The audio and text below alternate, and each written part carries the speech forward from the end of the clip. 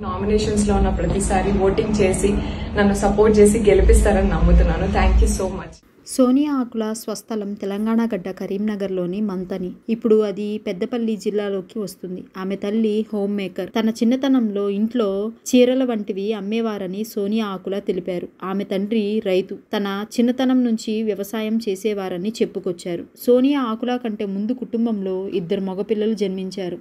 ఆ 2 అన్నయ్యలకు ముద్దుల చెల్లెలు సోనియా. ఆమె స్కూల్ లైఫ్ అంతా మంతని ప్రాంతంలో జరిగింది. 10వ తరగతి తర్వాత ఇంటర్మీడియట్ కోసం హైదరాబాద్ వచ్చారు. ఆవిడ బీటెక్ గ్రాడ్యుయేట్. ఆవిడ న్యాయ వ్యవస్థలోనూ డిగ్రీ అందుకున్నారు.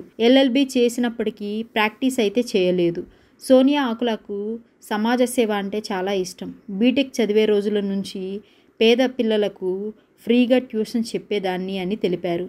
అయితే తన సేవా కార్యక్రమాలు విస్తరించడానికి సోలోగా చేస్తే కష్టమని గ్రహించి NGO ఫౌండేషన్ స్టార్ట్ చేశారని తెలిపారు. విరాట్ ఫౌండేషన్కు తాను కో-ఫౌండర్ అని తెలిపారు. దిశ ఎన్కౌంటర్ మీద సంచలన దర్శకుడు రామ్ గోపాల్ వర్మ ఓ సినిమా తీసిన సంగతి తెలిసిందే. అందులో సోనియా ఆకుల నటించారు. అయితే ఆ సినిమా ఆశా ఎన్కౌంటర్ పేరుతో విడుదలయ్యింది.